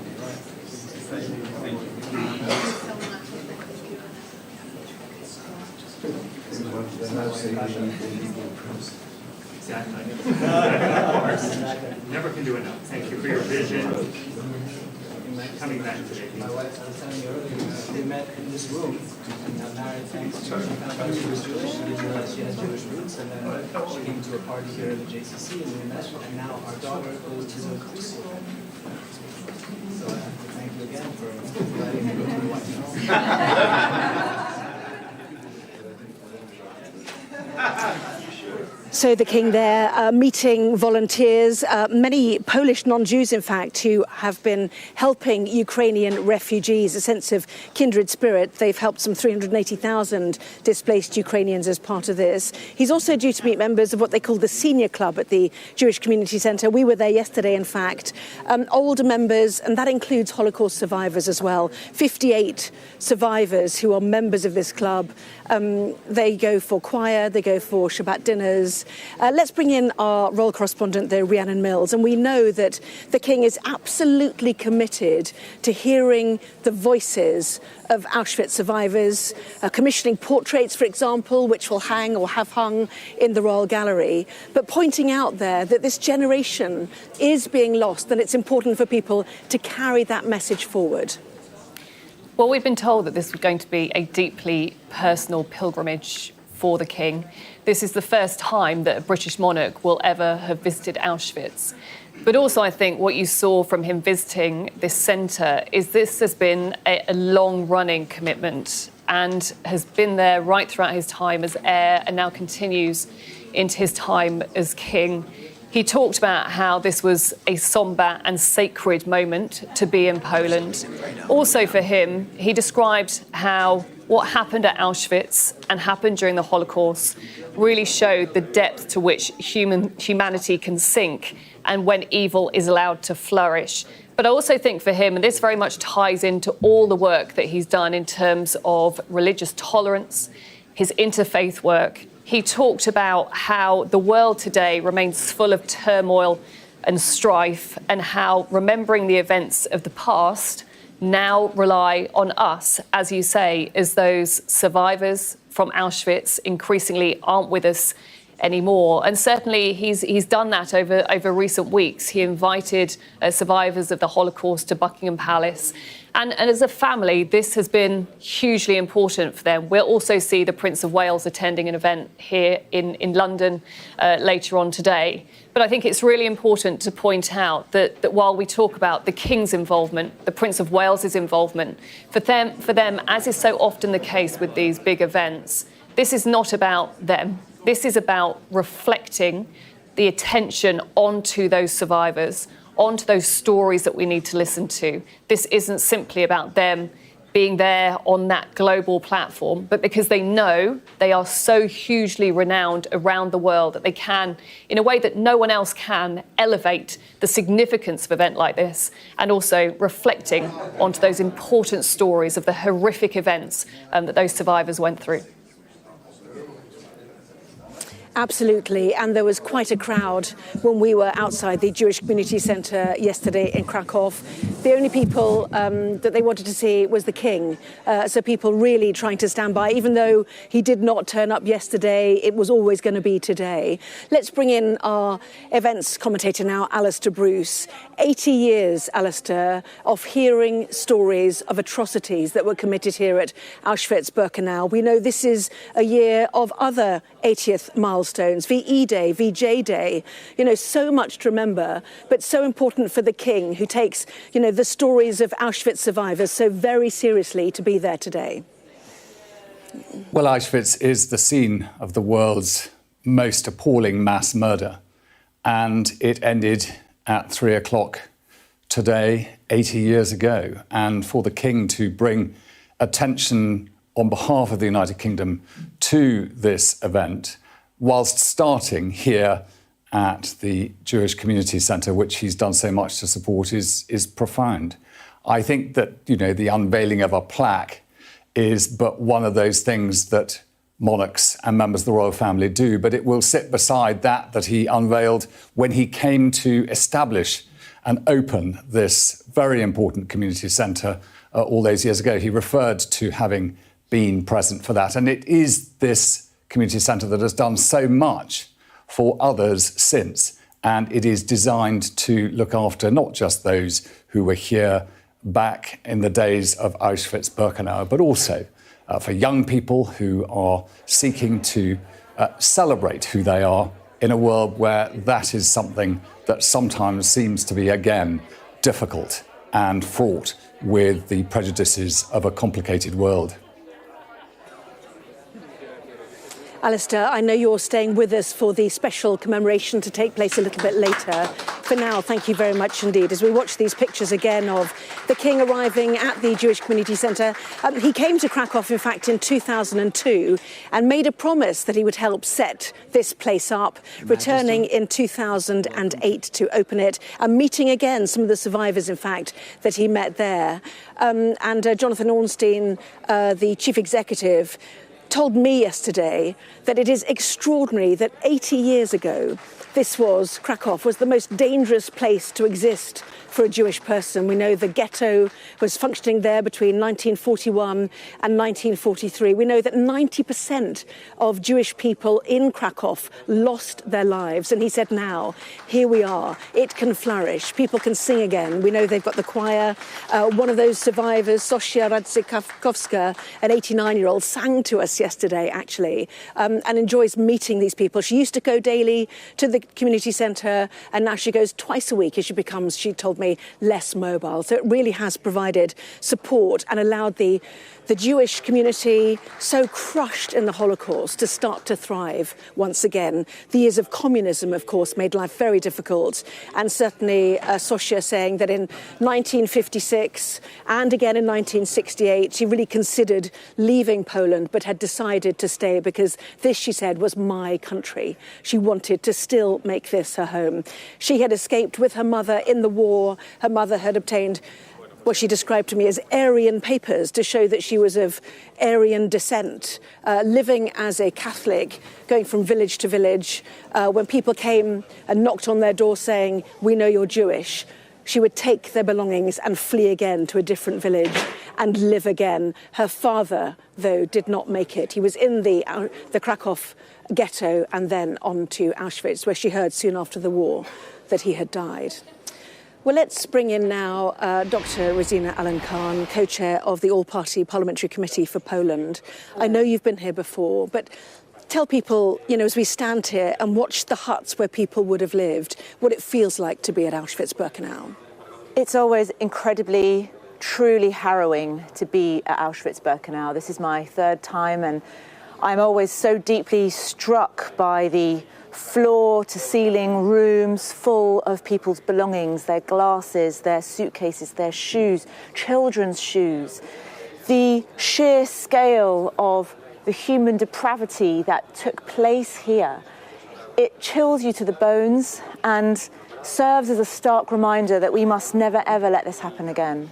We see people this morning, the survivors, they were allowed to bring a family member with them because it might be difficult for some of them to walk now, holding on to that wall of death, as they called it, where so many were shot. And first of all, the people that came here were Polish political prisoners, and then after that, Soviet prisoners of war.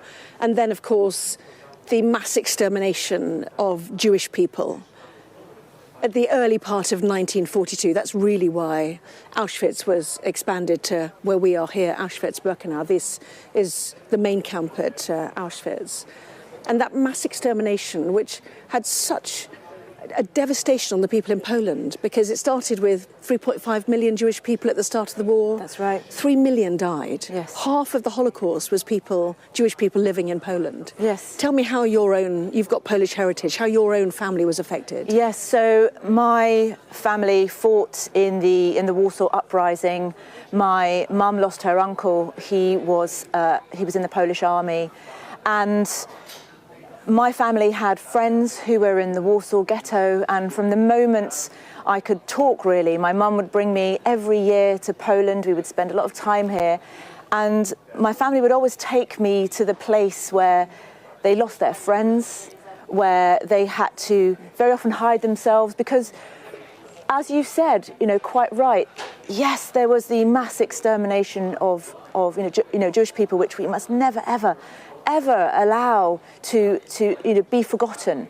But also, if you were from the LGBT community, if you were disabled, if you were a scholar, very often if you were a priest, anyone that was seen as a threat, anyone that was seen as different, was brought here, was punished, was exterminated. And I feel so deeply when I'm here, because you would have seen the train tracks when you come in, and just the thought of arriving with your family, being torn apart, getting off a train, being stripped of all your clothes.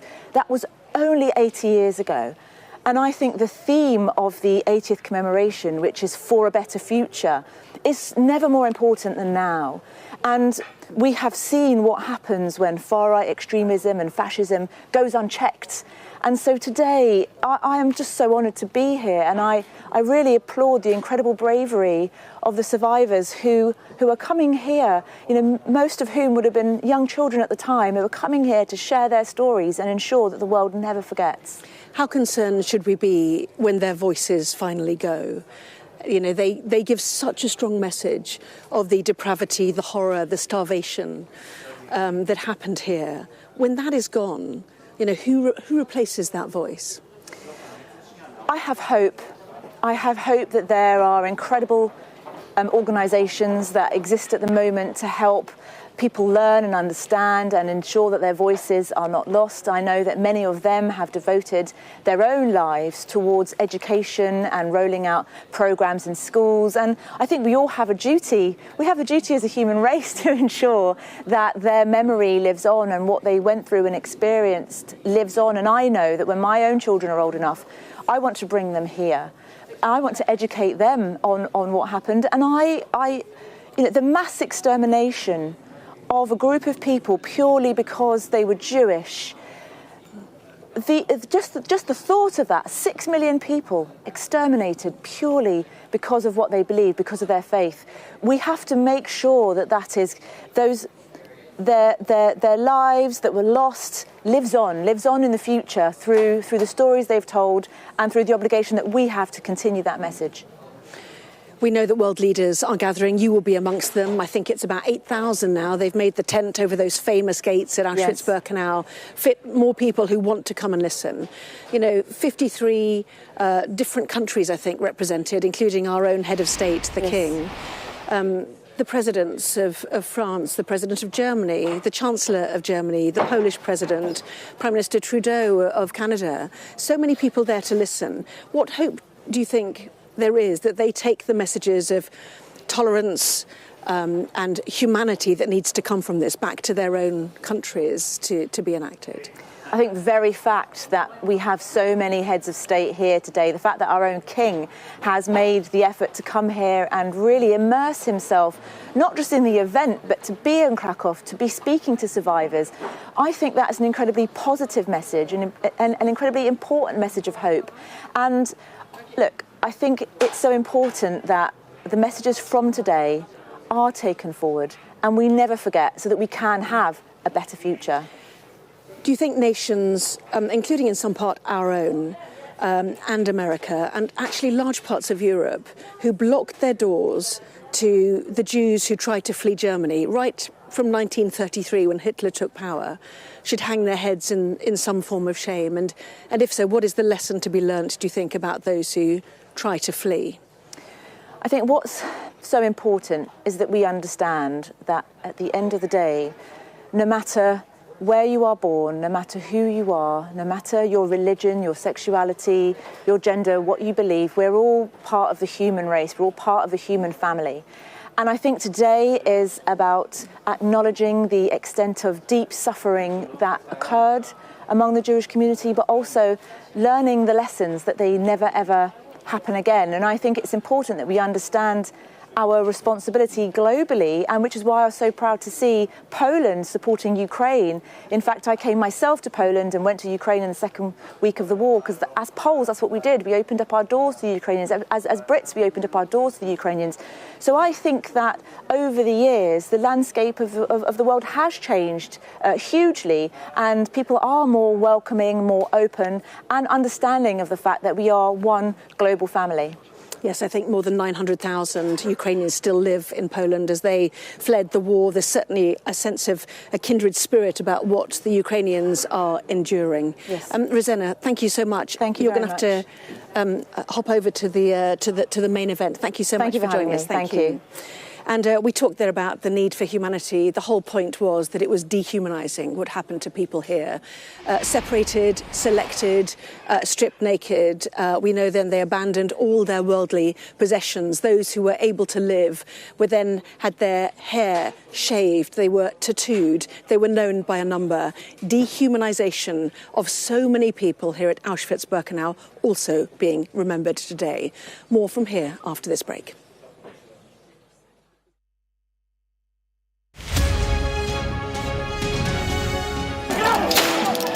When you cover big, tense protests, there's almost always a moment when the atmosphere changes. There's a different noise, and you start to smell tear gas in the air.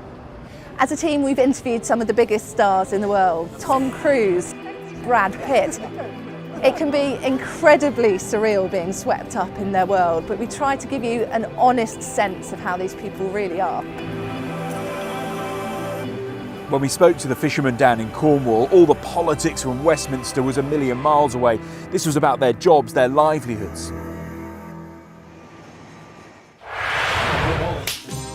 Welcome to the world. Our new podcast, starting now. It's very exciting. Every week we'll be reporting from the world's trouble spots. We get to hold those in positions of power accountable, and we get to ask the questions that the audience, the listeners, want to know about. And that's why it is so important that people tune in, come along for the road, come along for the journey. It'll be fun.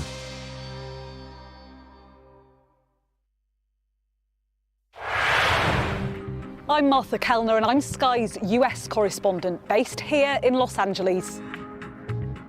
Sky News, the full story first.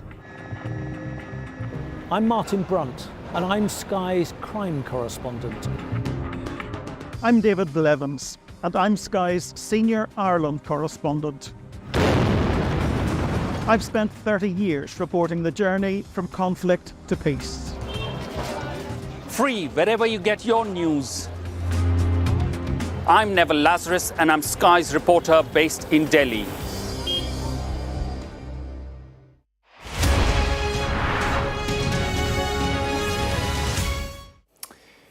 Welcome back. We'll return to Anna at Auschwitz shortly, but first, here in London, some breaking news. It's coming from the High Court in Glasgow, where 7 members of a child sex...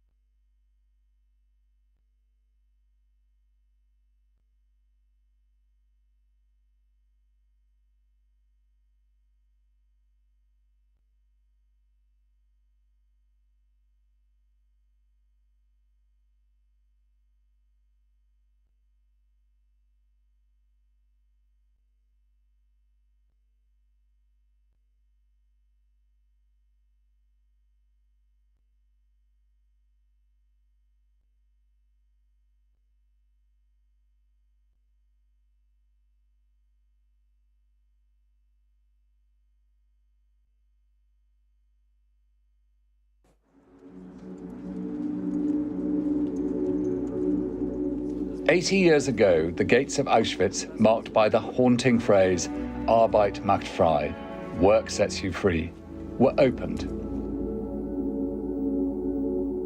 Auschwitz was liberated by the Soviet Red Army, and the world was forced to confront the horrors of Nazi Germany.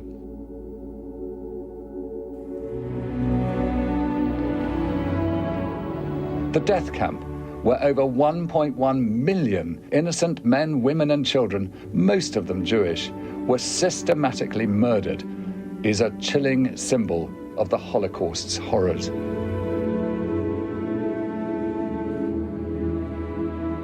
Black and white images show faces staring blankly, families torn apart, and the chilling remnants of lives stolen.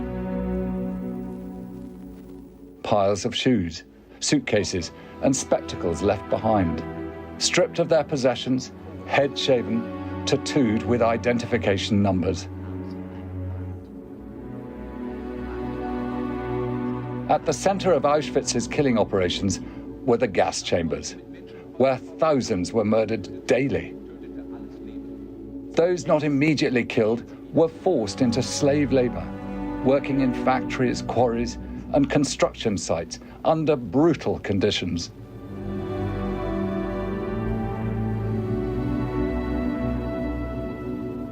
Malnourished and overworked, many died from exhaustion or disease.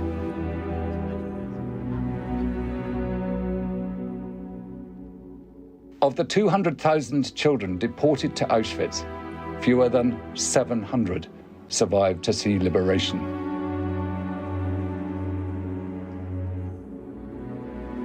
Auschwitz now stands as a warning, a solemn reminder of history. 80 years later, the lessons endure.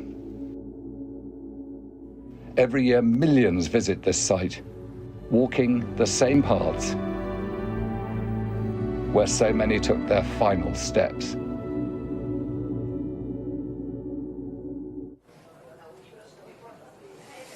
Well, a group of the few remaining survivors who experienced and bore witness to the atrocities here will be in attendance at the ceremony later on today, in the company, as I said, of the King and world leaders. Baruch Borenstein was on his way to Auschwitz when he was rescued from the deportation train that he was on. I met him in Tel Aviv in Israel and heard his story. My mother and father found in Charleroi in Belgium, before I was born, a family, not Jewish family, and they were ordered by the priest in the church to keep Jewish people, to save Jewish people.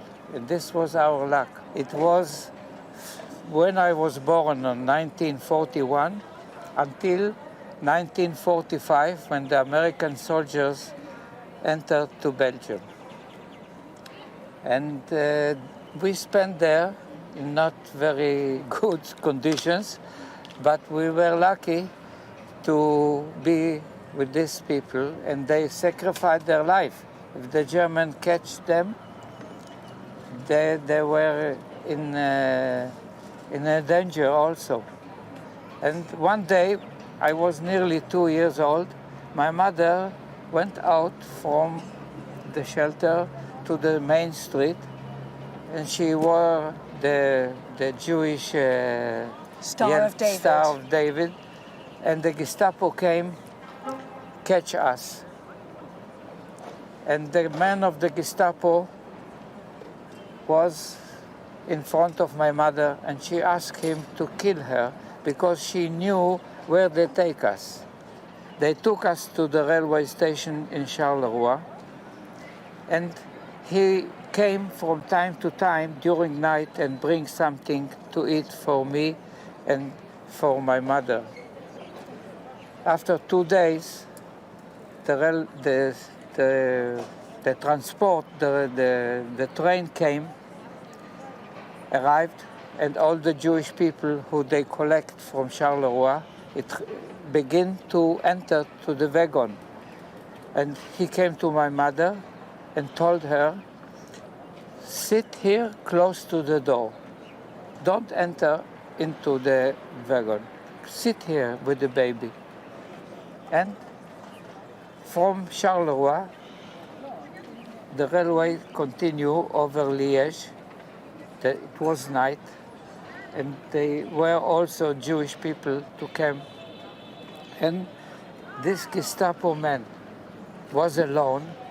He took my mother and me out of the wagon and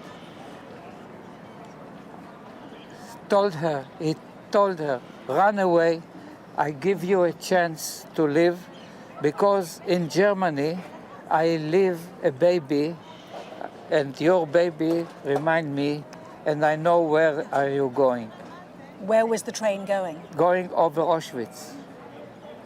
Because from this train, other people that my parents were neighbors there in Charleroi, nobody came back.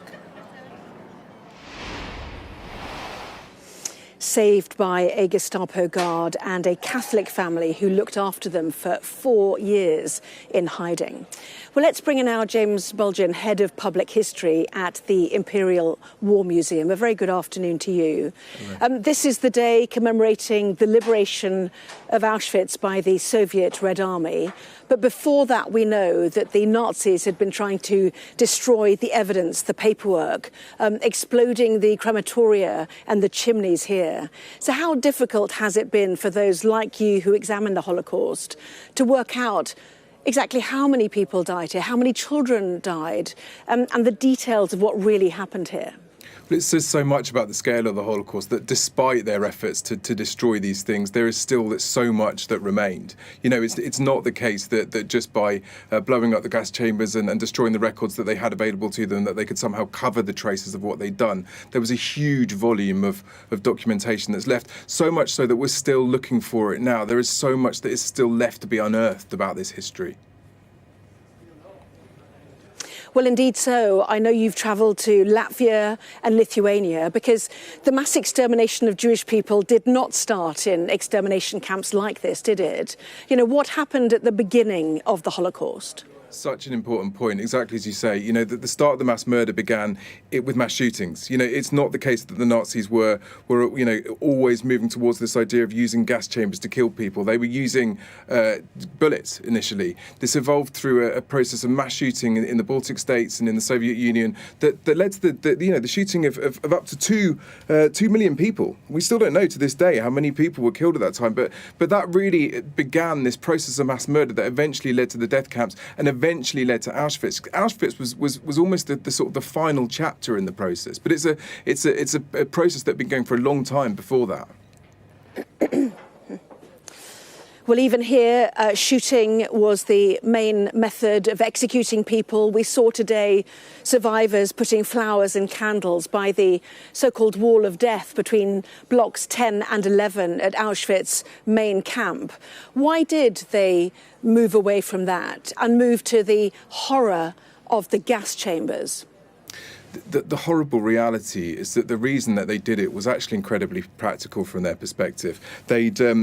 They were using these bullets, which was, you know, hugely resource intensive. This involved bullets that they would have preferred to be using in a war that they were fighting and starting to struggle with. But of course also it was very public. But the biggest reason of all, and this is such a hideous thing to contemplate, was that they were concerned about the mental well-being of the men who were doing it. These young Germans, or you know, Germans of all ages, but they were particularly concerned about these young men that were being sent across into Eastern Europe and then shooting people face to face, seeing these people, looking them in the eye before killing them. And they became enormously concerned that somehow this was going to create a legacy that would take generations to recover. So that's why the idea of using gas emerged. It wasn't because that had always been in their way of thinking. They wanted something that was more resource efficient and could somehow insulate the killers from the horror of what they were doing. Of course, you know, the reality, the experience for the people that were targeted never really entered the equation. It was all about them trying to think more laterally and more resource efficient ways about what they were trying to do.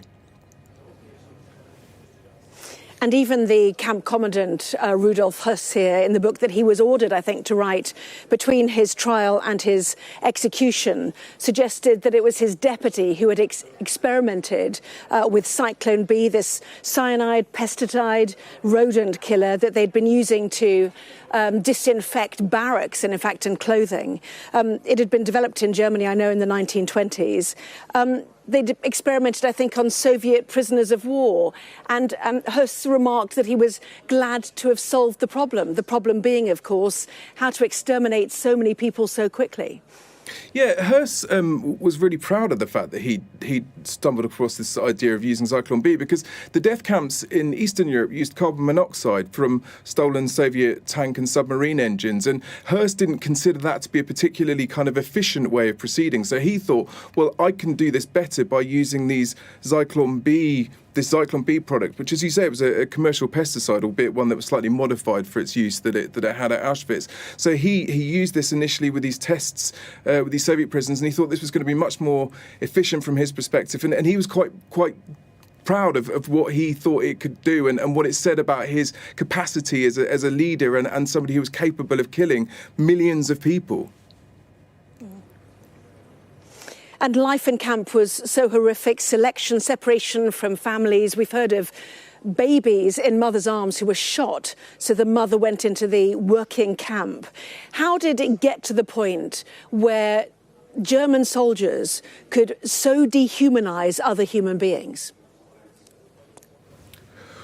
Well, it's a really difficult proposition. It's such a difficult thing for us to contemplate. I think my answer has always been that it went through phases. You know, it wasn't a case that they immediately got there. They rationalised their behaviour one step at a time. So each step took them farther and further down the route. So by the time they get to somewhere like Auschwitz, they've created like a system and a structure that appears to rationalise their behaviour to such an extent that they did apparently have this capacity to sort of emotionally distance themselves. Although actually, in the fullness of time, it would prove to be the case that didn't always hold, that there were repercussions for these individuals. But as you say, it's absolutely inconceivable for us as a contemporary audience to get our head around the idea that these otherwise ostensibly normal, educated, ordinary, in every other respect, people demonstrated themselves to be capable of doing things which were so extraordinarily inhumane.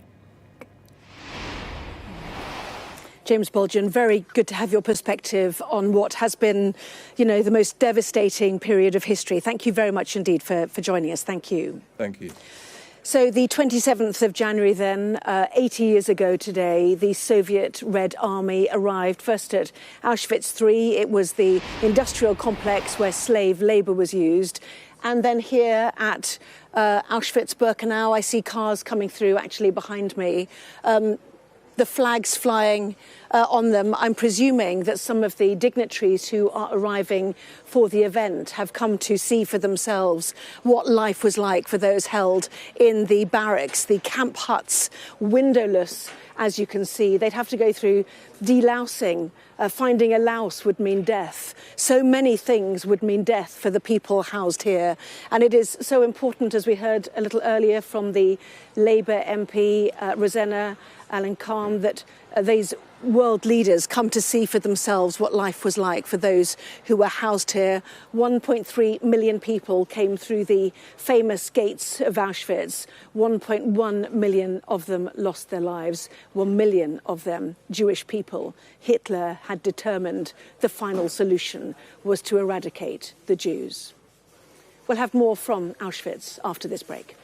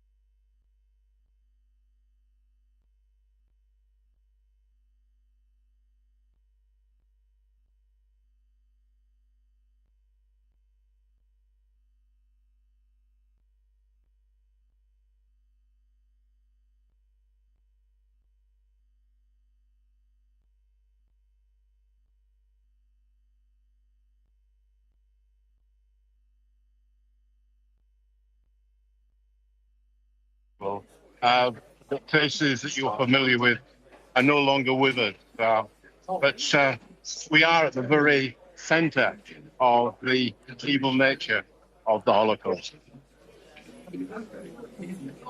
And does it strike you when you come, I know you work in this area, you know, the depths of humanity that were reached in those 5 years when Auschwitz was functioning? Yes, you need to remember that this was done by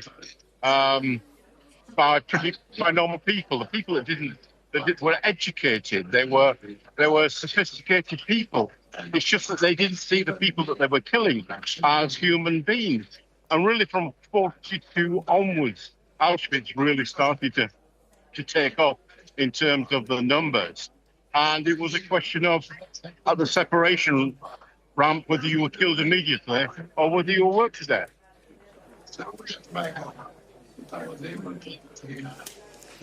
And you're right, people didn't survive long. Those who worked, perhaps 1 month, 2 months, up to 4 months. Unless you were those who worked in the crematoria, they got slightly more food, slightly better conditions. But they had to put the dead, naked bodies of their brethren into large furnaces and watch them burn. You know, devastating for them. This, of course, comes at a difficult time for questions about anti-Semitism. Is this, do you think, once again proving difficult for Jewish people, given the situation in the Middle East now and the war in Gaza?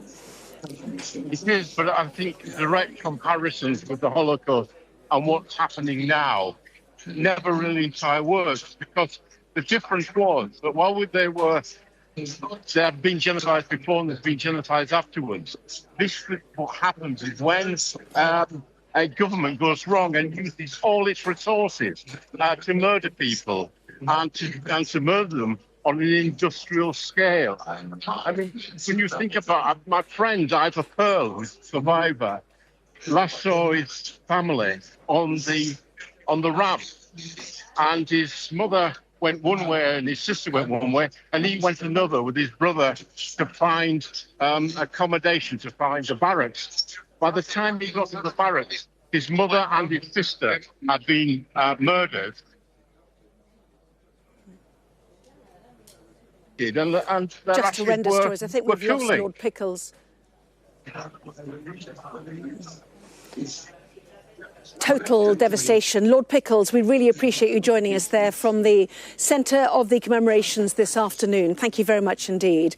Well, let's bring in our correspondent Siobhan Robbins, who's also at Auschwitz. And this tent, this dome that has been put over the gate, we're told it could house some 8,000 people, you know, world leaders here. So set the scene for us then, if you can, from what we can expect later this afternoon, Siobhan. Hi Anna, yes, I'm at Birkenau as well. To the right of me, I can see the crumbled remains of the crematorium and the gas chambers there. But as you say, the focus this afternoon will be on that gate where many of the trains came through. A huge tent's been put up there, and the focus really will be on the survivors, who will be giving speeches and holding prayers, remembering those who didn't make it out of Auschwitz alive, more than 1 million people. And watching on will be dignitaries from around the world, including King Charles, who's already been meeting some Holocaust survivors. But this moment, this anniversary, as you've been saying throughout the day, is a moment for those who did experience the horror that none of us can really understand, to underline those memories and ensure that future generations don't forget. Siobhan Robbins, thank you very much indeed. So today then, the day that the Soviet Red Army arrived at the series of camps that make up Auschwitz, some 50 camps, 3 main ones. The day that the world gathers to honour those who survived the depravity that they saw here. And the day to remember those who did not. Some 6 million Jewish people who died in the Holocaust, 3 million of them in Poland, and 1 million of them here at Auschwitz-Birkenau. Our coverage continues throughout this afternoon.